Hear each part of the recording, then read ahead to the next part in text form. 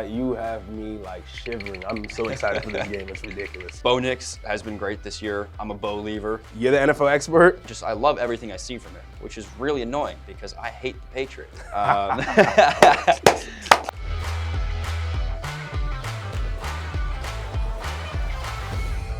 What's up, y'all, and welcome back to Ain't That Our Ball. I'm Johnny Lewis, and I'm here with David Scott, our NFL expert. David, how you doing today? Pretty good. Got a couple good games to talk about. I'm excited to get into it. The proclaimed game of the week. Broncos versus the Jags. Let's talk about it. Yeah, I think this is going to be a really great defensive matchup. The Broncos, I would say, is probably the top one or two defenses in the league. They're really tough. They've been suffocating opponents.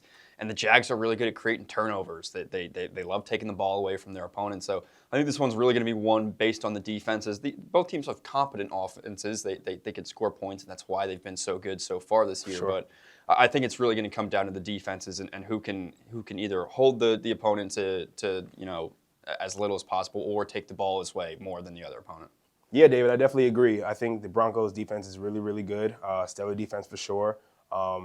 Their secondary is very solid. Hold, wide receivers to fewest of, around the league.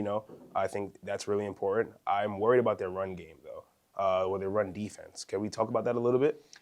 Yeah, so I think this is a better matchup for the Broncos in terms of their run defense because Okay. I don't think the run game for the Jaguars is all that great. Okay. And Travis Etienne has been pretty solid this year. He's definitely been better than he was last year.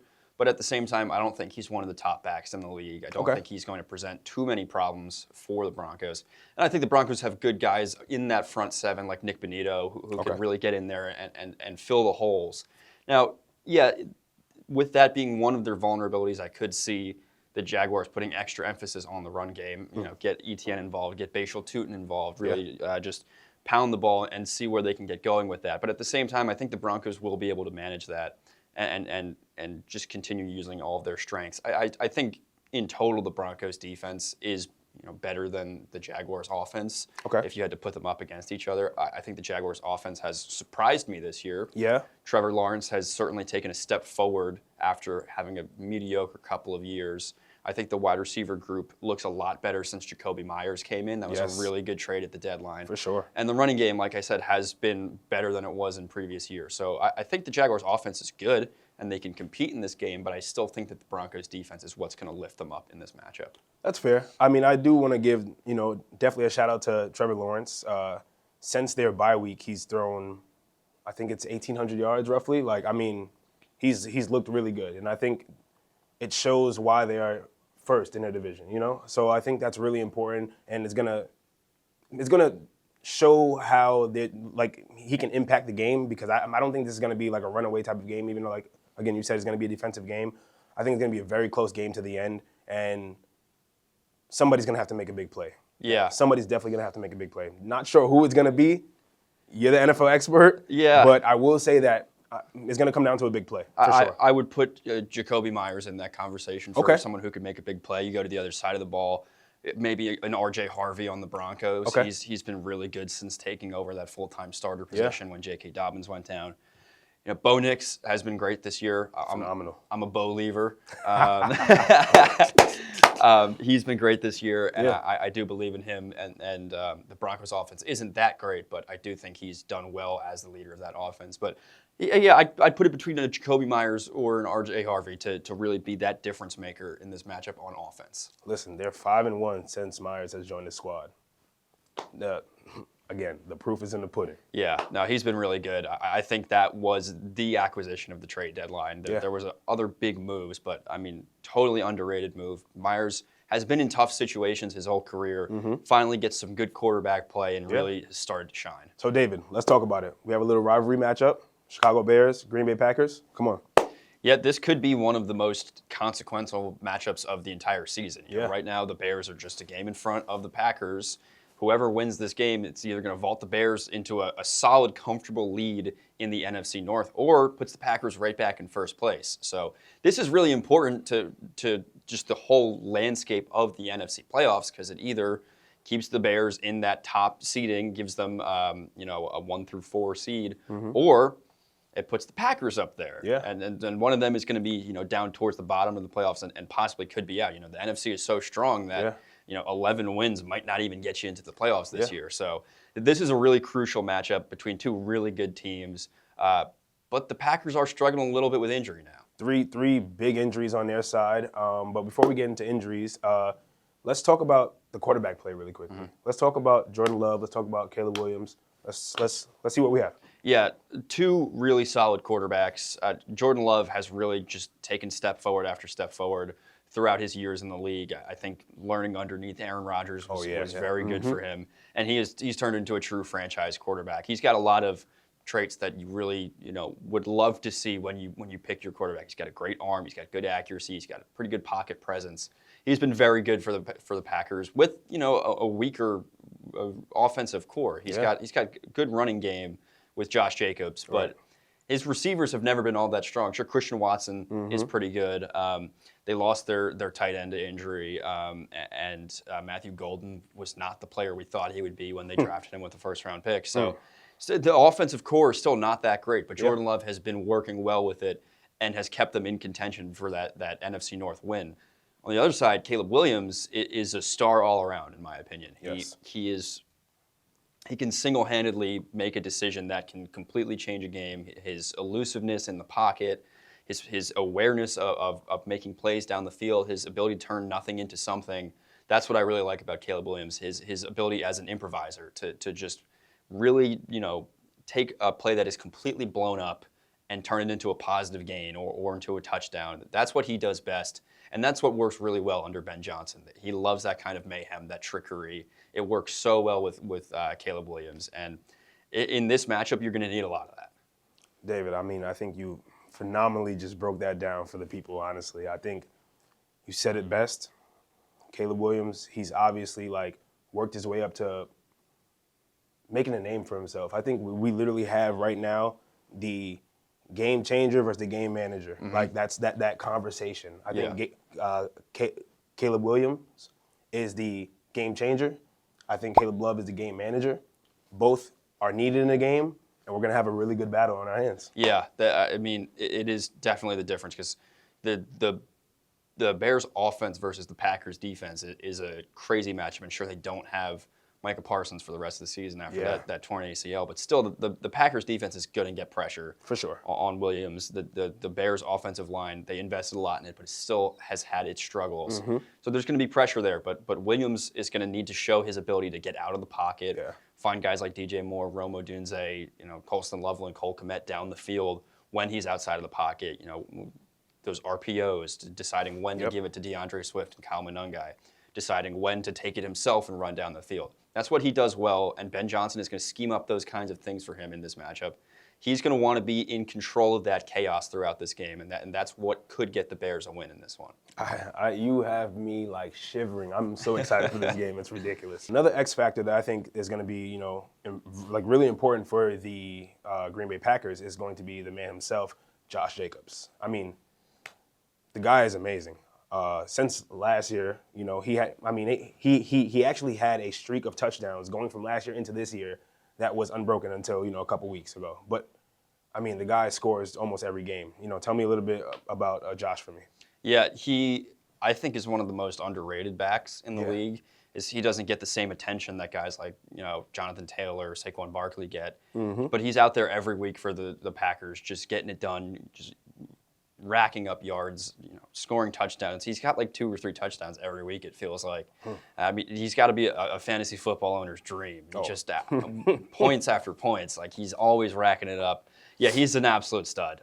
And it doesn't matter what kind of defense you're throwing against him. He's always going to get it done. We talked about the Broncos defense. He did it against the Broncos defense. He does it against everyone. And there's just really no stopping him. You can script as much as you want against him. You can game plan as much as you want against him. He's going to find his yards. He's going to find the end zone. There's just really no stopping it. It's just a matter of try to contain everyone else around him because Josh Jacobs is going to get his work in, and you just got to deal with it. Listen, if he busts one up, 40 yards, I wouldn't be surprised. Yeah, no, certainly. Wouldn't be surprised. I would pick him to score, a touchdown or 2 in this game. And he's definitely going over 80, 90 yards. Listen, go easy. I'm playing him in fantasy next week. Go easy. Go easy. All right, so David, I know we have a lot of anticipated games or highly anticipated games, this week coming up. But let's talk about, the Ravens versus the Patriots. I think this is a game that every single person who is an NFL fan is going to, keep an eye on just because of how this could dictate the race in, the playoffs. So let's chop it up about that. Yeah, so the Patriots are all but confirmed to be in the playoffs at this point. But the Ravens, this is kind of do or die for them now. Yeah. They got to have this matchup. They're still trailing the Steelers in the NFC North. They got that win last week, but they really need this to get back into contention. So a win this week and a Steelers loss would flip things back. That they can fight back for the NFC North again. They lose this week, I would almost be ready to declare them out. I'm not sure if it officially eliminates them, but I would say it just about is going to knock you out of this thing because the Steelers, they've got that edge right now. Yeah. They're looking to win the NFC North, and if they have an extra cushion on the Ravens, that's going to be tough. Now, the Steelers are playing the Lions, so not an easy matchup, but at the same time, the Ravens are playing the Patriots, who are just steamrolling everyone this year. They did lose to the Bills last week, but they kept it close. It was a good game. Right. But still, this is a team that is desperate for a win. We might see that come out in the way they play. They could be fighting real hard for this win, but they got to have it. So before we get into the Patriots for a second, let's just talk about the Ravens. Why are they 7-7? What's happening?